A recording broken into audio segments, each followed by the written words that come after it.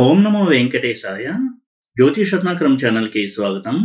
ఈ వీడియోలో ఒక జాతకంలో రుణానుబంధాన్ని సూచించేటువంటి కాంబినేషన్స్ ఏంటి, ఎటువంటి ప్లానెట్స్ ఏ స్థానాలు ఒక జాతకుడి జీవితంలో రుణానుబంధాన్ని సూచిస్తాయి, ఆ రుణం వలన ఎటువంటి కష్టసుఖాలను అనుభవిస్తాడు, రుణం ఆధారంగానే ఎటువంటి సంఘటనలు జరుగుతాయి, అలాగే ఎటువంటి వ్యక్తులు మన జీవితంలోకి వస్తారు, ఎన్నాళ్ళ నుండి వెళ్ళిపోతారు, ఇవన్నీ ఎంతవరకు కొంత ఇండికేషన్స్ ఉన్నాయి మన చార్ట్లో అనేది తెలియజేస్తాను.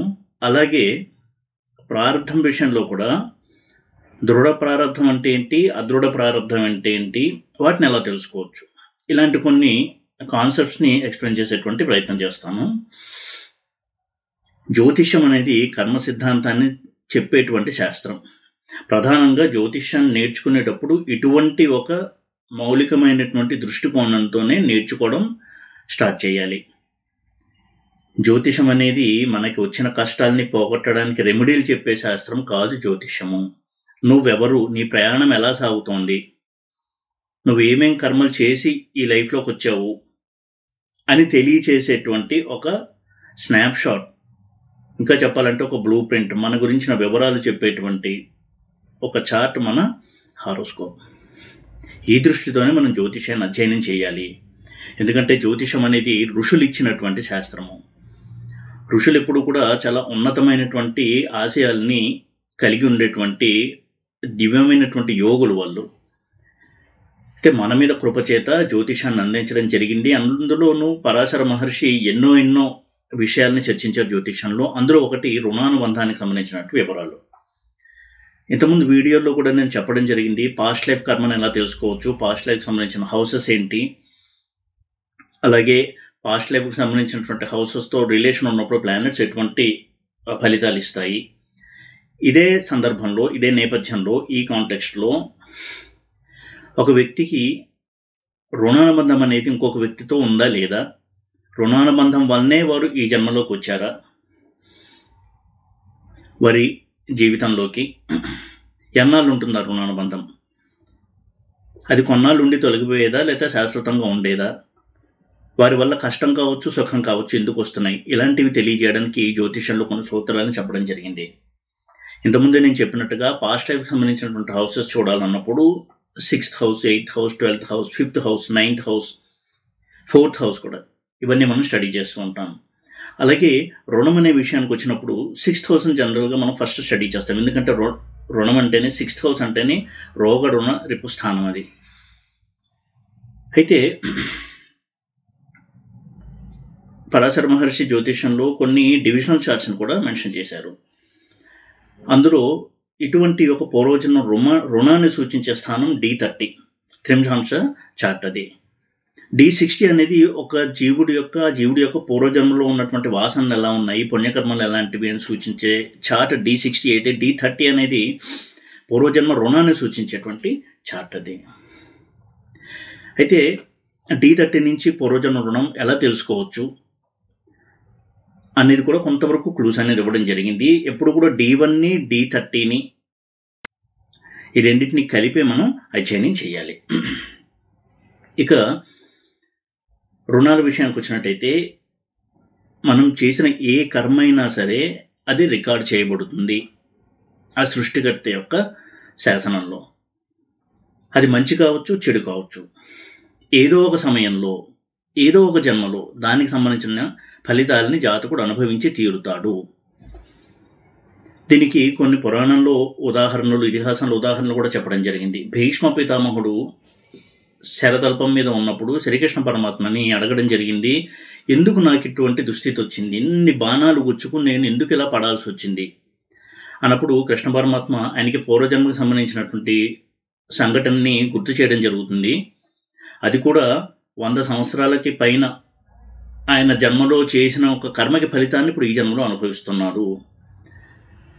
ఒక 100 జన్మాల వెనకాల భీష్మ పితామహుడు అప్పుడు కూడా ఒక రాజుగా జన్మించడము, తర్వాత ఈ పురుగుల్ని వాటిని కూడా బాణాలతో గుచ్చి చంపుతూ ఉండేవాట. అదొక ఆనందాన్ని అనుభవిస్తూ ఉండేవాడు అలా చంపుతూ. దాని కర్మగా ఈ జన్మలో ఆయనటువంటి బాణాలు గుచ్చుకుని శరతల్పం మీద పడి తర్వాత మరణించడం జరిగింది. కాబట్టి ఇప్పుడు చేసిన కర్మకి ఇప్పుడే రిజల్ట్స్ వస్తుంది లేదా తరువాత జన్మలో వస్తుంది అని చెప్పడానికి లేదు. మన పురాణాలు దీని గురించి చాలా చాలా వివరణ ఉంది, కథలు కూడా ఉన్నాయి. అయితే అది ఇప్పుడు రావచ్చు, ఒక 100 జన్మల తర్వాత రావచ్చు, 200 జన్మల తర్వాత రావచ్చు. ఎప్పుడైనా సరే ఆ కర్మ రికార్డ్ అవుతుంది, అది ఎక్స్పైర్ అవ్వదు. ఈ గ్రహాలు వాటిని గుర్తుపెట్టుకుని మనకి ఇచ్చి తీరుతాయి. ఈ సిద్ధాంతాన్ని కనుక నమ్మినట్టయితే ఎవరి మటుకు వాళ్ళే పాపకర్మలు చేయకుండా జాగ్రత్త పడతారు. ఈ స్పృహ లేనందువల్లనే, బహుశా ఇటువంటి వాటి మీద ఒక నమ్మకము, పూనిక లేకపోవడం వల్లనే పాపకర్మలు ఎక్కువగా పెరుగుతున్నాయి. అయితే ఇక్కడ ఒక దురదృష్టకరమైనటువంటి సంఘటన ఏంటి అంటే, జ్యోతిష్యాన్ని కూడా ఈ రకమైన దృష్టికోణంతో వాడడం అనేది చాలా చాలా అన్ఫార్చునేట్, దురదృష్టకరం. చాలామందికి, అంటే ఇప్పుడు చాలామంది తెలుసుకుంటున్నారు జ్యోతిష్యం గురించి, యూట్యూబ్లో కావచ్చు, బుక్స్ చదివి ఒక అవగాహన తెచ్చుకుంటున్నారు. కానీ ఇప్పటికీ కూడా చాలామందికి ఉన్నట్టు ఒక అపోహ, చాలా బలమైనటువంటి ఒక అపోహ, ఒక అభిప్రాయం ఏంటి అంటే, మనం చేసిన కర్మల్ని కడిగేయడానికి జ్యోతిష్యం ఉంది.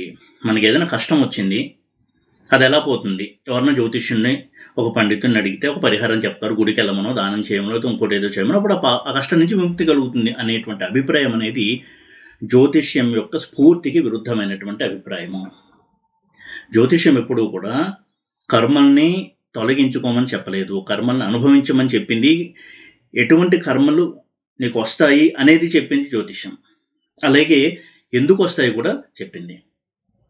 ఎందుకంటే ఈ జన్మలో మనకు ఒక కర్మ వచ్చింది, ఒక ఫలితం వచ్చింది, ఒక కష్టం వచ్చింది, లేదా ఒక సుఖం వచ్చింది అంటే దానికి కారణం ఈ జన్మ కాదు, దానికి పూర్వజన్మలో మనం చేసుకున్నటువంటి కర్మలే.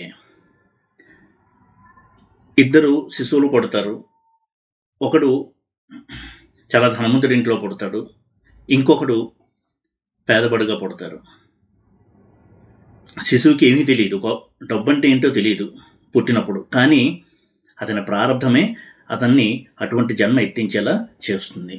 ఒకే ఇంట్లో 3 పిల్లలు ఉంటే, 3 రకాల మనస్తత్వాలతో ఉంటారు. ముగ్గురి లైఫ్ 3 రకాలుగా ఉంటుంది.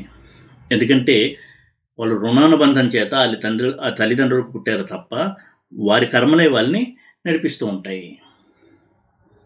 కాబట్టి కర్మ ఎప్పుడూ కూడా మనం వెంటాడుతుంది అనే స్పృహను ఎప్పుడూ కలిగి ఉండాలి. జ్యోతిష్యం కూడా ఇదే చెప్తోంది.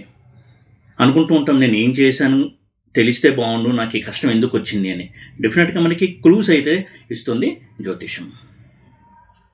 అది జ్యోతిష్యం యొక్క చాలా గొప్ప ప్రయోజనం. అలాగే చాలామంది అడుగుతూ ఉంటారు, ఏమండి మన పరిహారాలు చేస్తే ప్రారంధాన్ని మార్చుకోవచ్చు కదండి అని. కొంతవరకు మార్చుకోవచ్చు. ఎందుకంటే ప్రారంధం కూడా దృఢ ప్రారంధము, అదృఢ ప్రారంధము 2 రకాలుగా ఉంటుంది. అలాగే దృఢ ప్రారంధము. దృఢ ప్రారంధము అంటే అది మారదు. అదృఢ ప్రారంధము అంటే దాన్ని కొంతవరకు మార్చుకోవచ్చు.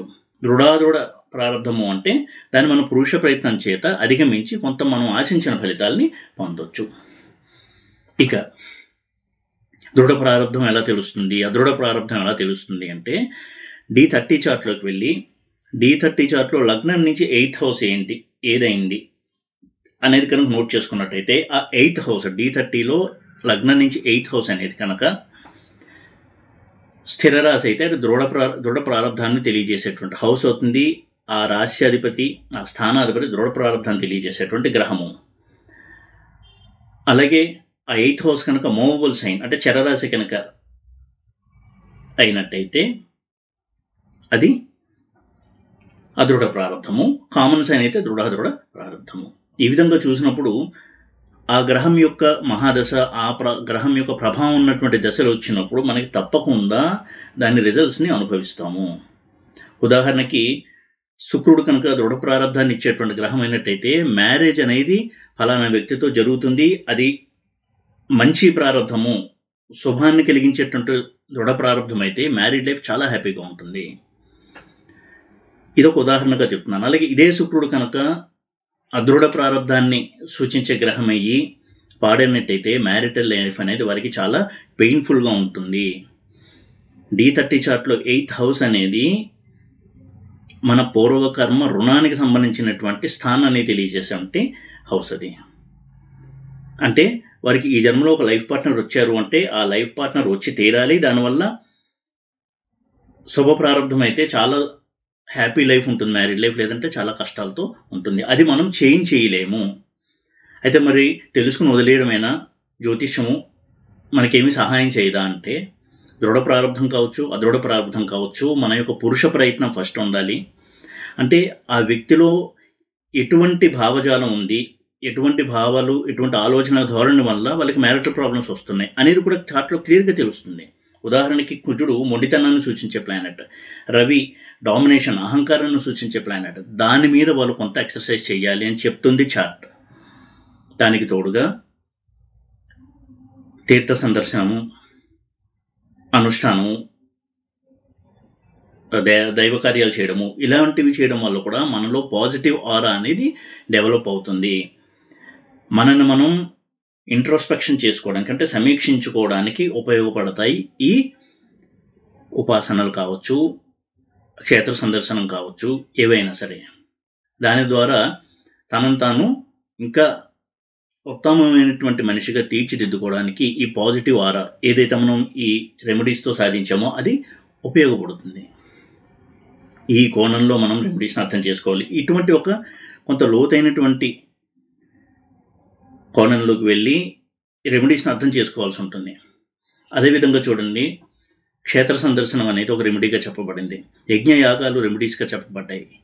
అయితే అది ఏ దృష్టితో చేస్తే అద్భుతమైనటువంటి అత్యున్నతమైన ఫలితాలు ఇస్తాయి అంటే, ఒక వ్యక్తి ఆధ్యాత్మిక సాధన చేస్తున్నాడు, దైవ సాధన చేస్తున్నారు, మంత్రజపం కావచ్చు, యోగ సాధన కావచ్చు, ఏదో ఒక రూపంలో ఆ చేసే క్రమంలో కొన్ని పొరపాట్లు దొరలొచ్చు, లేదా కొంతవరకు అప్స్ అండ్ డౌన్స్ వచ్చి ఉండొచ్చు. ఆ నెగిటివిటీని, ఆ దోషాన్ని పోగొడుతుంది ఒక క్షేత్ర సందర్శనం. అంటే వాళ్ళు ఫుల్లీ మళ్ళీ స్పిరిచువల్ ఎనర్జీతో ఛార్జ్ అయ్యి వాళ్ళ స్పిరిచువల్ ప్రాక్టీసెస్ అనేది కంటిన్యూ చేస్తారు. ఆ దృష్టికోణంతో అసలు క్షేత్ర సందర్శన చేయడం అనేది చాలా చాలా ఉత్తమమైనటువంటి ఒక ప్రయోజనం. దాని గురించి అసలు ఒక క్షేత్రానికి కావచ్చు, గుడికి కావచ్చు, ఒక తీర్థానికి వెళ్ళడం అనేది చాలా మంచిది. అయితే భగవంతుడు చెప్పినట్టుగానే ఆర్తో జిజ్ఞాసు రర్థార్థి జ్ఞానీచ, ఈ 4 రకాల భక్తులు ఉంటారు. ఎవరిని తక్కువ చేయలేదు. అయితే ఆర్తుడి నుంచి స్టార్ట్ అయ్యి జ్ఞాని వరకు వెళ్ళగలిగినప్పుడు మనం చేసేటువంటి ప్రయత్నాలకి ఫలితం కూడా అత్యున్నతంగా ఉంటుంది. అయితే ఇప్పుడు కేవలం అర్థార్థి కాన్సెప్ట్లోనే మనం భగవంతుని ఆశ్రయించడము, గుళ్ళకెళ్ళడము, పరిహారాలు చేయడము చేస్తున్నంత కాలము మనము ఇటువంటి ఈ కర్మబంధనంలో చిక్కుకుంటూనే ఉంటాము. ఏదేమైనప్పటికీ కూడా అది మన చాయిసే. జ్యోతిషం మాత్రం తప్పకుండా సూచిస్తుంది నీకు ఉన్నటువంటి కర్మలు ఎలాంటివి, ఎందుకని నీకు ఈ కష్టం వచ్చింది. ఇందాక చెప్పినట్టుగా D30 చార్ట్లో 8th హౌస్ అనేది ఒక ఇండికేషన్. అలాగే D1 చార్ట్లో కూడా, రాశి చార్ట్లో కూడా 6th house, 8th house, 12th house ఇవన్నీ కూడా ఆ జీవుడి యొక్క పూర్వకర్మల్ని సూచించేటువంటి హౌసెస్. అలాగే ఇటువంటి హౌసెస్ కనుక, ఈ స్థానాలు వాటి అధిపతులు కనుక లగ్నాధిపతితో, పంచమాధిపతితో, భాగ్యాధిపతితో సంబంధం కలిగి బలంగా కనుక ఉన్నట్టయితే వారికి ఆ కర్మలను అనుభవించేటువంటి మనోబలము ఉంటుంది, దాని నుంచి బయటపడేటువంటి మార్గం కూడా ఉంటుంది. దైవ సహాయంతో, ఆ భగవంతుడి యొక్క అనుగ్రహంతో వాటి నుంచి త్వరగా వారు బయట కూడా పడతారు. ఇటువంటి ఇండికేషన్స్ కూడా మన చార్ట్ అనేది సూచిస్తుంది. ఎప్పుడు కూడా భగవంతుడు మనం కర్మలు చేశాం కదా అని మనం అనుభవించాలని వదిలేయడు. ఒక కన్న తండ్రిలాగా ఎప్పుడు కనిపెట్టుకుని ఉంటాడు, మనకి వీలైనంత వరకు సహాయం చేయాలని చూస్తూ ఉంటాడు. ఆ విధంగా ఎంత దృఢ ప్రారంభమైనా సరే మన యొక్క సత్కర్మలతో, దేవతార్చనతో, క్షేత్ర సందర్శనంతో ఆ తీవ్రతని, ఆ కష్టాల యొక్క తీవ్రతని మనం తగ్గించుకునే ప్రయత్నం చేస్తే తప్పకుండా సత్ఫలితం ఇస్తుంది. అయితే ప్రారంధాన్ని మనం ఎస్కేప్ చేయలేము, దాన్ని దాటి వెళ్ళలేము, ప్రారంధాన్ని మనం తొలగించలేము అనేది ఇప్పుడు కూడా స్పృహ కలిగి ఉండాలి. ఇది నేను చాలా చాలా చాలా చెప్పాను వీడియోస్లో, ప్రతి టాపిక్లోనే వీడియో చెప్తున్నాను. మ్యారేజ్ విషయంలో కావచ్చు, సంతానం విషయంలో కావచ్చు, ఎప్పుడైనా సరే ఈ కాన్సెప్ట్ని మనం గుర్తుపెట్టుకోవాలి. ఒక వ్యక్తికి డైవర్స్ ఉంది, 2 మ్యారేజెస్ అవుతాయి అంటే అవుతాయి. మనం ఎంత మంచి మ్యాచ్ మేకింగ్ చేసి మ్యారేజ్ చేసినా, ఎంత మంచి ముహూర్తం ఫిక్స్ చేసి మ్యారేజ్ చేసినా 2 మ్యారేజెస్ ఉంటే 2 మ్యారేజెస్ అవుతాయి. దాన్ని మనం తప్పించలేము. అలాగే ఈ కర్మ సిద్ధాంతం ఎలా ఉంటుంది అంటే, ఇందాక చెప్పినట్టుగా 6th, 8th, 12th హౌసెస్ ఇవి దుస్థానాలు ఇవి. అలాగే 5th హౌస్, 9th హౌస్ ఇవి పుణ్యాన్ని సూచించే స్థానాలు. వీటి యొక్క కలయిక వల్ల మన పాపపుణ్యాల నుంచి ఎంతవరకు విముక్తి కలుగుతుంది అని మనం తెలుసుకోవచ్చు. ఉదాహరణకి ఈ రుణం ఎలా ఏర్పడుతుంది అని చూసినట్టయితే, ఒక వ్యక్తిని మీరు ఇంతకుముందు జన్మలో చాలా చాలా హింసించారు. ఒక వ్యక్తి, వాళ్ళు ఈ జన్మలో వాళ్ళ కుటుంబ సభ్యులుగా జన్మించడం జరుగుతుంది.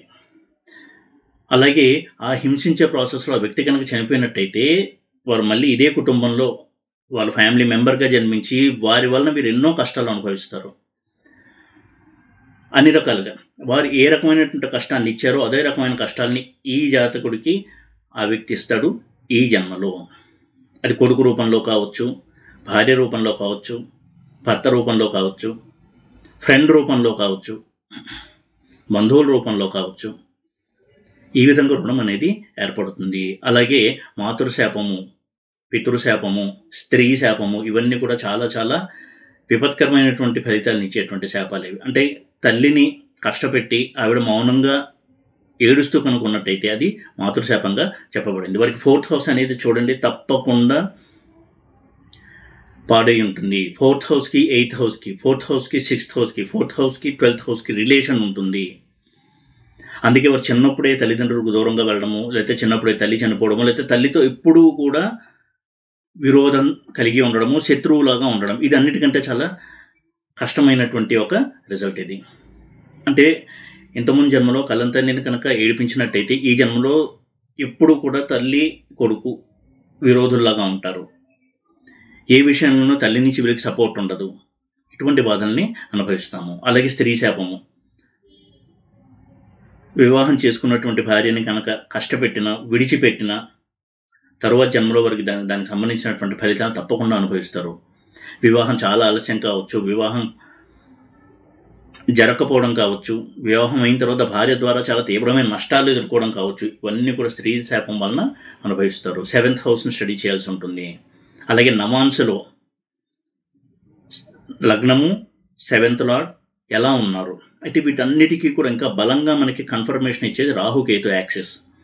రాహుకేతులు కనుక ఏ స్థానం మీద ఉంటారో దానికి సంబంధించినటువంటి పూర్వకర్మ ఫలం అనేది ఈ జన్మలో మనం అనుభవించి తీరుతాము. ఉదాహరణకి రాహుకేతువుల యాక్సెస్ 5th హౌస్ మీద ఉందంటే, అంటే 5th హౌస్లో రాహువు, 11th హౌస్లో కేతువు కనుక ఉన్నట్టయితే, ఆ రాహు ఉన్న రాశ్యాధిపతి దశ, రాహు దశ కొంతవరకు సంతానానికి సంబంధించినటువంటి ఫలితాలని మనకి బలంగా ఇస్తుంది. అది శుభప్రారంభం అయితే సంతానం వలన సంతోషము, లేదంటే సంతానం వలన వీరికి చాలా చాలా కష్టాలు, ఆర్థికంగా చితికిపోవడము, ఇలాంటివన్నీ కూడా జరుగుతూ ఉంటాయి. సంతానము వారికి ఇష్టం లేని పెళ్లి చేసుకోవడము, కులాంతర వివాహం చేసుకోవడము, మతాంతర వివాహం చేసుకోవడము, దానివల్ల సంకరం వలన వీరికి పితృకర్మం లోపించడము, ఇటువంటి ఫలితాలను కూడా ఇస్తుంది 5th హౌస్లో రాహుకేతువుల యొక్క ప్లేస్మెంట్. ఇక్కడే మనకు అర్థమవుతుంది ఇది ఈ జన్మలో కాకతాళీయంగా జరగలేదు, నేను ఈ పుణ్యాన్ని కావచ్చు, పాపాన్ని కావచ్చు సంపాదించుకున్నాను, అది ఇప్పుడు అనుభవిస్తున్నాను. ఇలా క్లియర్గా మనకి ప్లానెటరీ ఇండికేషన్స్ తెలియచేస్తాయి. ఇటువంటి డివిజనల్ చార్ట్స్ D30 అలాగే D60 ఇవి మనకి ఇంకొంత విస్తారంగా కాస్త డీటెయిల్గా కొంత కన్ఫర్మేషను అలాగే అవగాహన ఇవ్వడానికి కూడా ఉపయోగపడతాయి ఇటువంటి చార్ట్స్. కాబట్టి ఈ రాహుకేతువుల ప్రభావం ఉన్నప్పుడు D30 చార్ట్లో ప్లానెటరీ పొజిషను ఇవన్నీ చూసినప్పుడు తప్పకుండా మనకి అర్థం అవ్వాలి కర్మలో ఏదో లోపం ఉంది. ఉదాహరణకి ఈ నవాంశ చార్ట్లో లగ్నంలో రాహువు ఉన్న, 7th హౌస్లో రాహు ఉన్న, అంటే లగ్నము 7th హౌస్లో రాహుకేతు యాక్సెస్ కనుక ఉన్నట్టయితే పూర్వజన్మలో వారు స్త్రీ పట్ల కొంత అన్యాయం చేశారు. అందుకని వారికి ఈ జన్మలో వారికి భార్య నుంచి కొంత నష్టం జరుగుతుంది. అలాగే 5th హౌస్కి సంబంధించి D7 చార్ట్, సప్తాంశ చార్ట్లో లగ్నంలో కనుక రాహుకేతువులు ఉంటే సంతానం వల్ల తీవ్ర సమస్యలు. D7 చార్ట్లో సప్తాంశలో లగ్నంలో లేదా 7th హౌస్లో ఈ 1/7లో రాహుకేతు యాక్సెస్ కనుక ఉన్నట్టయితే సంతానం వల్ల వీరికి కష్టం అనేది ఉంటుంది. ఎటువంటి కష్టమో అనేది ఇక మిగతా ప్లానెట్స్ ఎక్కడున్నాయి, ఏవేవి చూస్తున్నాయి దాన్ని బట్టి చెప్పాల్సి ఉంటుంది. ఇలా రాహుకేతులు ఉన్నప్పుడు ఒక స్థానంలో దాని మీద కుజుడి దృష్టి ఉన్నా, కుజుడితో ఉన్నా తప్పకుండా అది రుణానుబంధాన్ని సూచించేటువంటి కాంబినేషన్. అది దానివల్ల పెయిన్ అనేది ఎక్కువ ఉంటుంది. ఆ రుణం వలన ఎక్కువగా బాధ, కష్టము అనేది అనుభవిస్తాడు జాతకుడు. ఈ రాహుకేతువులు ప్లస్ కుజ కాంబినేషన్ అనేది ఎప్పుడూ కూడా మనం చేసినటువంటి పూర్వజన్మ పాపానికి సంబంధించినటువంటి రుణాన్ని సూచించేటువంటి కాంబినేషన్ ఇది. ఎవరికి వాళ్ళే ఇది చెక్ చేసుకుంటే వాళ్ళకు ముందు ఒక ఊరట లభిస్తుంది. ఓహో, ఇది నేను చేసుకున్నది కర్మ, నేను ఇప్పుడు అనుభవిస్తున్నాను. ఈ ఆన్సర్ కనుక దొరికినట్టయితే ముందు చాలా రిలీఫ్ వస్తుంది. ఏది కూడా కాకతాళీయంగా జరగదు ఈ సృష్టిలో. ఇటువంటి గంభీరమైనటువంటి విషయాలను తెలియజేసే శాస్త్రము జ్యోతిష శాస్త్రము. ఆ దృష్టికోణంలో జ్యోతిష్యాన్ని పరిశీలించినట్టయితే మనకి చాలా క్వశ్చన్స్కి ఆన్సర్ దొరుకుతాయి. మనం మార్చుకోవడానికి, ఇంకా ఉన్నతంగా తీర్చిదిద్దుకోవడానికి కూడా ఈ చార్ట్లో ఉన్నటువంటి ప్లానెట్స్, ఈ ప్లానటరీ పొజిషన్స్ మనకి కొంతవరకు సహాయపడతాయి. ఈ వీడియో కనుక మీకు నచ్చినట్టయితే లైక్ చేసి, షేర్ చేసి, సబ్స్క్రైబ్ చేయండి. ఓం నమో వెంకటేశాయ.